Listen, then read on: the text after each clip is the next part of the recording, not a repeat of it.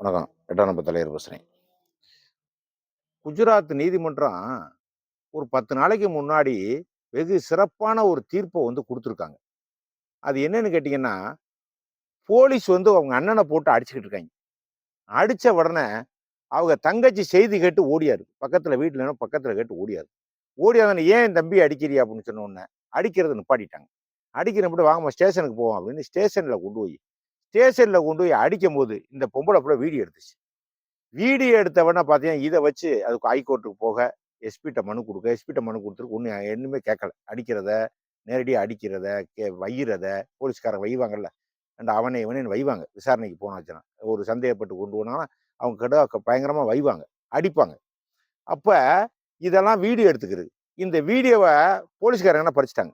"இங்க வா, அதெல்லாம் எடுக்கக்கூடாது. போலீஸ் ஸ்டேஷனுக்குள்ள எடுக்கக்கூடாது" அப்படின்னு ஃபோன பறிச்சு வச்சுட்டாங்க. இந்த பிள்ளை உடனே அப்புறம் என்ன நடந்துச்சுன்னா, அடுத்த கட்டம் என்ன நடந்துச்சு, அப்ப எஃப்ஐஆர், அப்புறம் கேஸ் அவன் அந்த பொருள எடுத்தேன், வச்சேன் அப்படின்ற ஒரு கேஸ் வந்துச்சு. அப்புறம் இந்த அம்மா என்ன பண்ணுச்சு, இந்த தங்கச்சி என்ன பண்ணுச்சு, நேரா எஸ்பிட்ட மனு குடுக்குது. இந்த மாரி என் தம்பிய, எங்க அண்ணன இந்த இடத்துல அடிச்சாங்க, வச்சாங்க. நான் சத்தம் போட்டோனே போலீஸ் ஸ்டேஷனுக்கு போயிட்டாங்க. அங்கேயும் கூட்டிட்டு போனாங்க. அங்கேயே அடிக்கும்போது, அங்கேயே அவங்க பேசும்போது நான் வீடியோ எடுத்து, என்னுடைய ஃபோன பறிச்சு வச்சுக்கிட்டாங்க. அதனால அதுல தான் முக்கியமான ஆவணங்கள் இருக்கு அப்படின்னு சொல்லிட்டாங்க. அது எஸ்பி என்னன்னு கூட கேட்கல. அங்க உள்ள எஸ்பி என்னன்னு கேட்கல. உடனே அத எடுத்துட்டு ஹைகோர்ட் போயிருச்சு நேரா அந்த பிள்ள. இந்த மாரி என் அண்ணன இந்த மாரி அடிச்சாங்க, வச்சாங்க. நான் அத போலீஸ் ஸ்டேஷனுக்கு கூட்டிட்டு போனாங்க. அப்ப நான் வீடியோ எடுத்து, அங்கே வீடியோ எடுக்கக்கூடாது அப்படின்னு சொல்லி ஃபோன பறிச்சு வச்சுக்கிட்டாங்க. அப்படின்னு அந்த அம்மா வாதாடுது. என்ன நடந்துச்சு அப்படின்னு நீதிபதி விசாரிக்கிறாங்க. இந்த மாரி ஒரு திருட்டு கேஸ்ல அவன் தான் செல்போன பறிச்சிருக்கான். அவன் தான் செல்போன எடுத்திருக்கான். களவாண்டிருக்கான். அங்க விசாரிச்சோம். ஒண்ணும் சொல்லல. அதனால கூட்டிட்டு இங்க விசாரிச்சோம். இங்க விசாரிச்சோனே இந்தாங்க அந்த திருட்டு பொருள் இந்தாங்க அப்படின்னு சொல்லி கோர்ட்ல ஒப்படைச்சுட்டாங்க. அவங்க அண்ணன் திருடுன இந்தாங்க அப்படின்னு ஒப்படைச்சுட்டாங்க. கோர்ட்லயே ஒப்படைச்சாச்சு. அப்போ கோர்ட் என்ன தீர்ப்பு சொல்லுதுன்னா, இங்க வாங்க. காவல்துறையும் ஒரு பொதுவான இடம் தான். அது ஒண்ணும் பகிரங்கமான இடம் இல்லைன்னு நம்ம சொல்ல முடியாது. அது ஒரு பகிரங்கமான இடம் தான். அது ஒரு பொது இடம் தான். அதனால வீடியோ எடுக்கிறதுக்கு தடை கிடையாது. இனிமே யாரு என்ன விசாரிச்சாலும், உங்க சொந்தக்காரங்களோ, யாரோ நண்பர்களோ, யாரோ போலீஸ் ஸ்டேஷனுக்குள்ள விசாரிச்சா, நீங்க தாராளமா வீடியோ வச்சுக்கிட்டே இருக்கலாம். அப்படின்ற மாரி அவங்க தீர்ப்பு வேற சொல்லிட்டாங்க. இது போலீஸாருக்கு பெரிய இடைஞ்சலா இருக்கு. இது பெரிய லெவல்ல குற்றத்த கண்டுபிடிக்கவே முடியல இங்க. 10 நாளா குற்றத்த கண்டுபிடிக்க முடியலையாம். ஏன்னா, யாராவது அடிக்க, உள்ள போக, வீடியோ எடுக்க. இப்படி வீடியோ எடுத்தா அவன் அடிப்பானா? அடிக்க மாட்டான். சரி வைவானா? சரி நம்ம வேலை ஒண்ணும் வைய மாட்டேன். அப்ப குற்றத்த கண்டுபிடிக்க முடியாது. இது உங்களுக்கு வேணா சரியா இருக்கலாம். ஜனநாயக நாட்டுல ஒரு பக்கம் வேணா சரியா இருக்கலாம். ஆனா இன்னொரு பக்கம் தப்பு செஞ்சவன த க கண்டிக்க முடியாது. தப்பு செஞ்ச களவு போன பொருள கண்டுபிடிக்க முடியாது. கொலை செஞ்சவன் ஒத்துக்கிற மாட்டான். வீடியோ எடுக்கிறானே! வீடியோ எடுத்தா எப்படி அடிக்கிறது? வீடியோ எடுத்தா இல்லைன்னே சொல்லுவேன். "ஏப்பா இந்நேரம் போனா நம்மள அவன வெட்டுனியா?" "நான் எங்கங்க வெட்டுனி?" "சரி இந்நேரம் போனானே அந்த பொருள பைக்க நீ தான் நம்மள எடுத்த?" அப்படின்னு சொன்னா, "நான் ஊர்ல இல்லையேங்க." ஏன்னா வீடியோ எடுத்துக்கிட்டு இருக்கானே! பொருள கொண்டு கோர்ட்ல ஒப்படைக்கணும். இல்லன்னா கோர்ட் என்னன்னு கெடாவுவேன். அப்ப பொருளையும் பிடிக்க முடியாது. விசாரணை தீவிரமா கிடையாது. எதுவுமே கிடையாது. அப்ப 10 நாளா அங்க குற்றவாளிகள நடவடிக்கையே எடுக்கிறது கிடையாதா குஜராத்ல. என்னன்னா இந்த மாரி ஒரு தீர்ப்பு சொல்லிப்புட்டாங்களே நீதிமன்றம். நம்மளால எதுவுமே செய்ய முடியாது. எதுக்கு எடுத்தாலும் வீடியோ எடுத்துக்கிட்டே இருந்தா, பெரிய திருடன், பெரிய பிக் பாக்கெட்டு, பெரிய கொள்ளைக்காரன், கொலைகாரன் எல்லாமே 4 ஆள கொண்டாந்து விசாரணைன்னு வந்து வீடியோ எடுத்துக்கிட்டே இருக்கிறதான் இப்ப. வீடியோ எடுத்துக்கணும்னா போலீஸார் டர் ஆயிட்டாங்க. இது ஆட்டைக்கு சரியா வராது. நமக்கு என்ன பிடிக்கிறேன், அவன் களவான பொருள குடுக்குறேன், தொலைறேன். நமக்கு இந்த விசாரணை தேவையில்லைன்னு சொல்லிட்டு, மேலோட்டமா விசாரிக்கிறது. பொருள் காணாம குடுக்குறேன்னு வைங்க, பைக்க காணாம இன்னாரு போனேன், வந்தேன் அப்படின்னு சந்தேகத்துல கூட்டிட்டு வர்றது. அவன் இப்ப சொந்தக்காரன கூட்டிட்டே வர வீடியோ எடுக்கிறதுக்காக. சரி நீ எடுக்கலையா போன்னு வட்டி விட்டுறது. அப்ப பொருள காணோம் அப்படின்னு பெட்டிஷன் குடுத்தா நடவடிக்கை எடுக்க முடியாதுன்னு சொல்லி கோர்ட்ல அப்பீல் பண்ணிட்டாங்க. நெறைய பேர் போயிட்டாங்க. இப்ப முந்தா நாள்ல இருந்து ஏகப்பட்ட வழக்கு போயிருச்சாம். அப்ப அவங்க என்ன சொல்றாங்கன்னா, நாங்க நடவடிக்கை எடுக்க முடியாது. ஏன்னா வீடியோ எடுக்குறாங்க. அவங்க கேட்டா சொல்ல மாட்டாங்க. வஞ்சாத்தையும், அடிச்சாத்தையும் சொல்லுவாங்க. இல்லன்னா சொல்ல மாட்டாங்க. அப்படிங்கிற மாரி அவங்க சில விஷயங்கள காவல்துறை தரப்புல சொல்றாங்க. அந்த வழக்கு ஓடிக்கிட்டே இருக்கு. நீதிமன்றத்துல இன்னைக்கு ஒரு பெரிய நீதிபதி இன்னைக்கு ஒரு கருத்த ஒண்ணு சொல்லியிருக்காரு. கொலிஜிய முறைங்கிறது நீதிபதிகளே தேர்வு செய்யறதே கொலிஜிய முறை. இது கொலிஜிய முறையில உண்மை அதாவது வெளிப்படைத்தன்மை இல்ல. வெளிப்படையா இன்ன காரணத்துக்கு நாங்க தேர்ந்தெடுக்கிறோம். இன்ன காரணத்துக்காக நாங்க நீதிபதியா போடுறோம் அப்படிங்கிறது வெளிப்படைத்தன்மையே இல்ல அப்படிங்கிற மாரி யுவான்ங்கிற ஒரு நீதிபதி உச்ச நீதிமன்ற நீதிபதி நேத்து பதில சொல்லியிருக்காரு. அதாவது வெளிப்படைத்தன்மை எங்க சொல்றீங்க? இந்நேரம் நீதிபதியை தேர்வு பண்ணி. ஆனா இன்ன காரணத்துக்காக தேர்வு பண்ணி அதை வெளியிடுங்க அப்படின்னாங்க. ஆனா அவங்க வெளியிட மாட்டேங்கிறாங்க. கம்முனே இருக்காங்க. நீதிபதியா பார்த்து நீதிபதி தேர்வு செய்யறத முறை அப்படின்னு வச்சிருக்காங்க. அதுல அவங்க என்ன சொல்றாங்க அப்படின்னு கேட்டீங்கன்னா, பல விஷயங்களுக்குள்ள கொண்டு வர்றாங்க. அவங்களுடைய பயிற்சி. அவங்க எங்கே படிச்சாங்க, அவங்களுடைய குடும்ப பின்னணி என்ன, அவங்க என்ன சாதி, கொலிஜியத்துல இதெல்லாம் கேட்குறாங்க. ஆனா வெளியிட மாட்டாங்க. முக்கியமான விஷயம் அதுதான். போலீஸ் ஸ்டேஷன்ல நீங்க போறீங்க, ஒரு புகார் குடுக்குறீங்க. போன உடனே என்ன செய்வேன், "என்ன சாதி?" அப்படின்னு கேட்பேன். பார்த்திருக்கீங்களா? பெட்டிஷன் வாங்குறதுக்கு முன்னாடி, "நீ என்ன சாதி?" "ஐயா என்னைய போட்டு அடிச்சு புட்டாய்யா. ஐயா என்னைய வெட்டி புட்டாய்யா. ஐயா என் பைக்க திருடி இப்ப நான் கொண்டு போய்க்கிட்டு இருந்தீங்கய்யா. என்னைய அடிச்சு போட்டு பைக்க பட்டு. நீ என்ன சாதி?" "அவன் யாரு? உன் பக்கத்து வீட்டுக்காரன்." "ஆமாங்கய்யா, என் பக்கத்து வீட்டுக்காரன்னு." "அவன் என்ன சாதி?" அப்படின்னு கேட்பேன். என்ன காரணம்? அந்த அந்த குற்றத்தினுடைய தன்மைய அவன் குணத்த தெரிஞ்சுக்கிறதுக்காக இங்கே இருந்தே பாதி யூகம் பண்ணிடுறேன். இங்கே யூகம் பண்ணிடுறேன் அவ்வளவுதான். "சாதிக்கேத்த புத்தி, தீனிக்கேத்த சத்தின்னு" சொல்லுவாங்க. வெள்ளைக்காரங்க சொன்னதெல்லாம். நம்ம சொல்லல அதெல்லாம். வெள்ளைக்காரன் சொன்னேன். இந்தியா சுதந்திரம் பெற்று குடுக்கும்போது, நான் அந்த நாட்ட 200 வருஷம் ஆண்டிருக்கேன். லேசான விஷயம் இல்லப்பா. இந்தியாவ நான் 200 வருஷம் ஆண்டிருக்கேன். இந்த உலகத்த பூரா ஆண்டு வந்திருக்கேன். கடைசி நீ ஆள முடியாது இந்த நாட்ட. இந்த நாட்டை இந்திய நாட்டை இந்தியக்காரங்க ஆள முடியாது நான் அடிச்சு சொல்றதுக்கு காரணம், இந்த நாட்டுல ஒவ்வொரு சாதிக்காரனும் என்னென்ன வேலை பார்ப்பேன், ஒவ்வொரு மனுஷனும் என்னென்ன வேலை பார்ப்பேன், நீ என்ட்ட லிஸ்ட் இருக்கு. நீயெல்லாம் உன்னால பார்க்க முடியாது. ஏன்னா, நீ எல்லாம் சாதி இல்லைம்பே, எல்லாம் மதம் இல்லைம்பே, எல்லாம் இந்தியர்கள்ம்பே, ஜனநாயகம்பே, கழுதைம்பே, குதிரைம்பே அதெல்லாம் கிடையாது. எல்லா சாதிக்கும் இந்தியாவுல இருக்கக்கூடிய ஒவ்வொரு சாதிக்காரனும் என்னென்ன வேலை பார்ப்பேன் அப்படிங்கிறது எனக்கு தெரியும். இந்த சாதி விசாரணைய மட்டும் விட்டுறாத நீ அப்படின்னு குடுத்துட்டு போனான் நான் போலீஸ்ட்ட. போலீஸ புகார் குடுக்க வரேன். நீ என்ன சாதின்னு கேளு. எழுதப்படாத சட்டம் அது. கேட்கக்கூடாது. ஆனா எழுதப்படாத சட்டம். கேட்டாத்தே விசாரணை தொடங்கும். அப்புறம் தான் மற்ற விஷயத்த அப்புறம் தான் மத்த சரி எஃப்ஐஆர்ல போட்டேன். எஃப்ஐஆர் திருடுனேன், கொள்ளையடிச்சேன், அல்ல கற்பழிச்சேன், கொலை பண்ணேன். எப்படியோ எஃப்ஐஆர்ல போட்டு கோர்ட்ல தாக்கல் பண்றேன். அப்ப இன்ன சாதினவன், இன்ன சாதி நான் கேட்டேன், இன்ன சாதின்னு சொன்னேன் அப்படின்னு எழுத மாட்டேன். அந்த வார்த்தைய விட்டுட்டு, அவர் இன்ன குலத்துல பிறந்தவரு, இன்ன சாதியில பிறந்தவரு, இன்ன வேலை பார்க்குறாரு, தாய் தகப்பன் பேர் இது, இன்னென்ன மாரி யாரு தட்டி கேட்க தட்டி கேட்க போவாரு, 4 இடத்துக்கு போவாரு, 4 இடத்துல திருடுவாரு, 2 இடத்துல கற்பழிச்சிட்டாரு. இப்படி இப்படி அப்புறம் தான் கோர்ட்ல சார்ஜ் ஷீட்ட குடுப்பேன். அது மாதிரி நீதிபதிகள தேர்வு செய்யக்கூடிய கொலிஜியம் முறை என்னன்னா, என்ன சாதி அப்படின்னு கேட்பாங்க. அவன் என்ன சாதி? அதில வெளியிட முடியுமா? வெளியிட முடியாது. சாதி பார்த்தா இங்க நீதிபதி தேர்வு பண்றான்னு சொல்லிட்டு நாட்ல போராட்டம் பண்ண ஆரம்பிச்சுட்டாங்க. எல்லா விஷயத்தையும் சொல்ல முடியாது. எல்லா விஷயத்தையும் விளக்க முடியுமா? உலகத்துல இருக்கக்கூடிய விஷயங்கள பூரா விளக்க முடியுமா? புரிஞ்சுக்கிறதே முடியும். நடக்கிறதையும் பார்க்கலாம். அதனால இவர் என்ன சொல்லிட்டாருன்னா, "அங்கே வெளிப்படைத்தன்மையே கிடையாது. மொத வெளியிடுங்க" அப்படின்ட்டாரு. வெளிப்படைத்தன்மை கிடையாது அப்படின்னா, அவங்க தேர்வு பூரா சரியா இருக்குன்னு நம்மவும் சொல்ல முடியாது. ஏன்னா டெல்லியில தீப்பிடிச்சுச்சு ஒரு ரூ. 500,00,00,000 தீப்பிடிச்சு சர்மாங்கிற ஒரு நீதிபதி. இப்பதான் பதவியே விலகுனார். 500,00,00,000 அவர் வீட்ல ரூ. 500 கட்டா இருந்து தீப்பிடிச்சு எரிஞ்சுச்சு.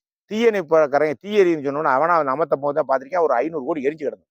500,00,00,000 கட்டா கரையா தூக்கு நடத்துற அவரா பதவி விலகிட்டார். அப்ப கொலிஜியம் முறை பரிந்துரை பண்ணி தான் அவர் நீதிபதியா இருந்திருக்காரு டெல்லியில.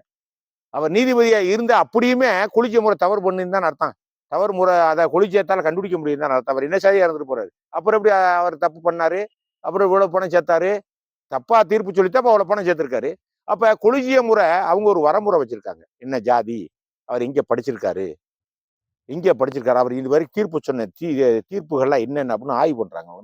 4 நீதிபதிகள், உச்சநீதிமன்ற நீதிபதிகள், உயர்நீதி நீதிமன்ற நீதிபதிகள், அந்தந்த மாநிலத்தில இருந்து போகக்கூடியவங்க ஆய்வு பண்றாங்க. என்னென்ன மாரி என்னென்ன மாரி தீர்ப்பு சொல்றாரு? என்னென்ன மாரி வளர்ந்து வந்திருக்காரு? இத்தன வருஷம் வக்கீலா இருந்திருக்காரு. ஏழைகளுக்கு வாதாடி இருக்காரு. பணக்காரனுக்கு இந்த விஷயத்துல வாதாடி இருக்காரு. எல்லா விஷயத்தையும் அவங்க டீட்டெயிலா குடுப்பாங்க. அ குடுப்பாங்க. இதுல சிஐடி ரிப்போர்ட் வேற தனியா கேட்பாங்க. சிஐடி ரிப்போர்ட் அந்த அந்த இடத்துல சிஐடி ரிப்போர்ட் கேட்பாங்க. அவர பத்தின அந்த அந்த வக்கீல பத்தின எல்லா விஷயத்தையும் குடுங்க அப்படிம்பாங்க. அந்த சிஐடி என்ன குடுக்குறேன்னு வெளியிட முடியுமா? வெளியிட முடியாது. சரி கொலிஜியத்த நீங்க கேட்டீங்க. சிஐடி ஒவ்வொரு நீதிபதி குடுப்பானே வெளியிட முடியுமா? சிஐடி ஒரு நீதிபதிக்கு பொச்சு பின்னாடியே தெரியுமாங்க. பார்த்திருக்கீங்களா நீங்க? ஆனா அவங்களுக்கு தெரியாம குறிப்பு எடுத்துக்கிட்டே இருக்கான். யாரை அவங்களுக்கு அவங்க பதவி உயர்வுன்னு போம்போது அங்கனே அவன் கரும்புள்ளி விழுந்துவோம். சரியா இல்லைன்னா கரும்புள்ளி விழுந்துவோம். சரியா இருந்தா ஒண்ணுமே பிரச்சனை. பச்சை புள்ளி தான் விழுவும். அப்ப இதெல்லாம் அவர் வெளியிட சொல்றாரு. எனக்கு தெரிஞ்சு பல வரலாற்று சிறப்புமிக்க ஆள்லாம் உலகத்துல உருவாக்கியிருக்காங்க. இந்தியாவுல உருவாக்கியிருக்காங்க. சொல்லவே முடியாது. அசாம் மாநிலத்துல கேசவ அசாம் மாநிலத்துல கேசவ கோகாய்ன்னு ஒருத்தர் முதலமைச்சரா இருந்தார். 1982ல முதலமைச்சரா இருந்தார் அவரு. 82ல முதலமைச்சர் அவர்தான் அ நிரஞ்சன் கோகாயினுடைய தகப்பனர். யாரு? அயோத்தி ராமர் கோயிலுக்கு தீர்ப்பு சொன்னாரு பாருங்க. அவருக்கு தான் அவருடைய அப்பா தான் முதலமைச்சர் அங்க. கேசவ கோகே. அவர் என்ன செஞ்சுட்டாரு, இந்த கோகாய் நிரஞ்சன் கோகாய் விளையாண்டுகிட்டு இருந்திருக்காரு. ஒரு 5 வயசு, 4 வயசு. விளையாண்டுகிட்டு வீட்டுக்குள்ள விளையாண்டுகிட்டு தெரிஞ்சவன, அப்ப அந்த முதலமைச்சர்ட்ட சொல்லி கேசவ கோகைட்ட சொல்லியிருக்காய்ங்க, அந்த தொண்டைங்க பூரா ஒரு ஆர்வத்துல எம்எல்ஏ, எம்பி, மந்திரி அவர் வீட்டுக்கு வரும்போது, "தலைவரே, பையன் சுறுசுறுப்பா இருக்கானே! அருமையான ஆளா இருக்கானே! அறிவு கூர்மையா இருக்கானே இவன். எப்படி 7 வயசு 6 வயசுல பாருங்க. இவ்வளவு கூர்மையா இருக்கான். நம்ம பேசுறத பூரா கேட்கிறானே இந்த பையன். இந்த பையன் அரசியலுக்கு ஏத்த மாரி உங்கள மாரியே கூரான ஆளா வர்றானே! அப்படின்னு இவன் அரசியல்ல இறக்கிற வேண்டியதுதான் தலைவரே! அப்படின்னு கேசவ கோகாய்ட்ட சொல்றாங்களாம். அப்ப கேசவ கோகாய் சொல்றாராம், என் மயன் அரசியல்வாதியா வரமாட்டேன் அப்படின்னாராம். என்னங்க நீங்க தானங்க இந்த நாட்டுல முதலமைச்சரு. நீங்க பார்த்து இறக்க வேண்டியானங்க அரசியல்ல. உங்கட்ட எல்லா வசதியுமே இருக்கேங்க. பணம் இருக்கு, படம் இருக்கு, பதவி இருக்கு. இன்னும் 50, 100 வருஷமா உங்களோட வசதி இருக்கு. நீங்க அரசியல்ல இறக்காம நீங்க என்ன இந்த பேச்சு பேசுறீங்க அப்படின்னு எல்லா மந்திரியும் கேட்டாங்க. அப்போ அவர் சொன்னாராம், என் என் மயன் இந்த நாட்டுல முதலமைச்சராவோ, எம்எல்ஏவோ, எம்பியாவோ ஆக மாட்டேன். அத பார்த்துக்க. இந்தியாவுல சுப்ரீம் கோர்ட் தலைமை நீதிபதி ஆவேன் அப்படின்னு சொன்னாராம். எல்லாரும் மிரண்டு போனாங்க, ஆப்பாய் போனாங்க. என்னங்க இப்படி சொல்றீங்க? ஆமா, அவனுடைய சாதக அமைப்பு இந்தியாவுல நீதியவே கைக்குள்ள வச்சிருப்பேன் தான் அவன் சட்டத்துல இருக்கு, அவன் சாதகத்துல இருக்கு அப்படின்னாராம். அது அன்னைக்கு சொன்ன பதிலு 82ல 82ல பிறந்தவொடனே அதுக்கு முன்னாடி கூட சொல்லியிருக்கலாம். நமக்கு படிச்சதத்தை நம்ம சொல்றோம். அப்ப இப்ப பார்த்தா என்னாச்சு 15ல வந்துட்டாரு. அப்ப 60லயே என்னமோ சொல்லியிருக்காரு. 60லயே 50லயே என்னமோ அந்த செய்தி வந்திருக்கு அவருக்கு. இப்பெல்லாம் வயசு அவருக்கு 70, 80 இருக்கும் கோகாய்க்கு. நிரஞ்சன் கோகாய். அப்ப சின்ன பிள்ளை அவருக்கு 7 வயசு 6 வயசு இருக்கும்போது அவங்க வீட்டுக்குள்ள டிஸ்கஸ் பண்ணிக்கிட்டு இருக்கும்போது அவங்க அப்பா அந்த வார்த்தை சொல்லியிருக்காரு. அப்ப இதெல்லாம் எப்படி கண்டுபிடிக்கிறாங்க? இதெல்லாம் எப்படி கண்டுபிடிக்கிறாங்க? மயன பெருமையா பேசுறது வேற. ஆனா கண்டுபிடிக்கிறது வேற. அப்ப ஜாதக அமைப்புகள், சாஸ்திர சடங்குகள் பின்பற்றக்கூடிய முறை, அவங்க காலங்காலமா பின்பற்ற வந்த ஜோதிடம், சம்பிரதாயங்கள், சாமியார்கள், பழக்க வழக்கங்கள், இந்த மந்திரவாதி இவங்ககிட்ட சொன்ன உடனே அவங்க சில சில செமிக்கைகளை வெளியிடுறாங்க. இந்த பையன் அப்படி இருப்பேன் அப்படி கடைசியில பார்த்தா அவர் தான் நிரஞ்சன் கோகாய் தான் ராமர் கோயிலுக்கே தீர்ப்பு சொல்ற அளவுக்கு ஆளா வந்துட்டார். பெரிய ஆளா வந்துட்டார். எதுக்கு இதை சொல்ல வரீங்கன்னா, இந்த மாதிரி தகுதிகள்லாம் குலுக்கிய பரிசீலிக்கிறாங்க. வெளியே சொல்ல மாட்டாங்க. எல்லா விஷயத்தையும் இப்ப வெளியே சொல்ல முடியாது. ஆனா குலுஜிய கவனிச்சு தேர்வு பண்றதுலயே தவறு நடக்குது. அதே நேரத்துல சட்டப்படி நீங்க தேர்வு பண்ணாலும் அதுலயும் தவறுதான் நடக்குது. சட்டப்படி போலீஸ்காரங்க நீங்க எடுக்கிறீங்க, வருவாய்த்துறை எடுக்கிறீங்க, ஐஏஎஸ் அதிகாரியை போடுறீங்க, மந்திரியை போடுறீங்க, தவறு நடக்காமையா இருக்கு. எல்லா இடத்துலையும் தவறு நடக்குது. ஆனா குலுஜிய முறையில வெளியிடவே கூடாது. நியாயமான விஷயத்தை வெளியிடக்கூடாது. ஆனா நீதிமன்றத்தை அவங்கதான் ஒழுங்குபடுத்தணும். நீதியையும் நீதிமன்றத்தையும் அவங்கதான் சுத்தப்படுத்தணும். கிளீனா வச்சிருக்கணும். நீதி கடைசி மனிதனுக்கு போலிட அதுவாத்தே இருக்கணும். இதுல எந்த நேரமும் சமரசமோ சகாத்தம் வச்சுக்கூடாது. இன்னமும் நான் என்ன சொல்ல வரேன்னா, நீதிபதிக்கு தலைமை நீதிபதிக்கு ஒரு சாதாரண மனுஷன் தான் நான். இதுதான் ஒரு ரிக்வஸ்டா நான் சொல்லிக்கிறேன். அவங்க வேலையில சேரும் போதே அவங்க சாதகத்தை வாங்கிருங்க. சாதகம் உண்மையா பொய்யான்னு அப்ப கூட பாத்துக்கலாம். என்னடா இது குந்தாங்குறா பேசுறேன்னு நினைக்க வேணாம். எல்லா விஷயமே சாதகத்திலையும் கண்டுபிடிச்சு போடலாம். பொய்யாளுதுனாலும் கண்டுபிடிச்சு போடலாம், உண்மையாளுதுனாலும் கண்டுபிடிச்சு போடலாம். நம்ம ஈஸியா கண்டுபிடிச்சு போடலாம். அதனால ஜெயலலிதா 40 எம்பிக்கு சீட்டு கொடுத்துச்சு. எல்லா சாதகத்தை கொண்டு வாடான்றுச்சு. இப்பெல்லாம் நான் கொடுக்க மாட்டேன். 2015ல எல்லா எம்பி 40 எம்பி சாதகத்தை கொண்டு வந்துச்சு. 40 எம்பி விருப்ப மனு கொடுத்துருக்கானோ அவன் சாதகத்தை பூரா பார்த்துச்சு. அவன் சாதகத்தை பார்த்துட்டு இவன் ஜெயிப்பேன், இவன் தோப்பேன். 40 பேருக்கு சீட்டு கொடுத்துச்சு. 40 பேரும் ஜெயிச்சான். இதெல்லாம் எப்படி நடந்துச்சு? அப்ப அது ஒரு ஆங்கில பாக்குறாங்க. தலைமையா இருக்கவங்க அவங்க ஒரு ஆங்கில பாக்குறாங்க. அது மாதிரி எல்லா ஆங்கிலையுமே வெளிப்படையா பேசிட முடியாதுல்ல. அது பேசலாம். நீங்க ஜனநாயக நாட்டுல கேட்குறீங்க, தப்பு இல்ல. உங்க சைடு இருந்தக்கூடிய கோரிக்கை. ஆனா நீதிமன்றத்துல இருந்து கோரிக்கை எல்லா விஷயத்தையும் வெளியிட முடியாது. எல்லா விஷயத்தையும் வெளியிட முடியுமா? நாட்டுல வெட்டுக்குத்து நடக்கிறதா, தலையில முடிய பிடிச்சி சண்டை ஓடுறதா நீதித்துறை பூரா? அதனால எந்த நிலையிலையும் குளிஜிய முறை கரெக்ட் தான். ஆனா நீங்க அசுத்தமான ஆட்களை உள்ள விடாம நீங்க தான் பாத்துக்கணும். இல்லைன்னா குளிஜிய முறை தூக்கி விட்டுறாங்க. இல்லைன்னா உங்க கட்டுப்பாட்டுல நீதித்துறை இருக்காது. அப்புறம் அரசாங்கத்து கட்டுப்பாட்டுல போயிடும்.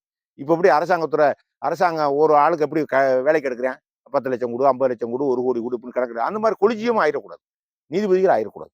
அதனால நீதித்துறை ஒழுங்குபடுத்துங்க, ஸ்ட்ராங் படுத்துங்க. கொலிஜிய முறையை கரெக்டா ஸ்ட்ரிக்டா பயன்படுத்துங்க. என்ன ஜாதின்னு கேளுங்க, என்ன படிச்சிருக்காருன்னு கேளுங்க, அவன் சாதியை கேளுங்க, எல்லாமே கேளுங்க. எங்கே பணியாற்றினான்னு கேளுங்க, அவன் பணம் சேர்க்கிறானான்னு பாருங்க, அவன் பொய் பேசுறானான்னு பாருங்க. ஒரு சிஐடிக்கு 2 சிஐடி போட்டு விசாரிங்க. அதனால கொலிஜிய முறையை ஒழுங்குபடுத்தணும். இந்த சந்தேகம் இருக்கக்கூடிய நீதிபதிகளுக்கு அவங்க ஐயத்தை கொலிஜியந்தே போக்கணும்.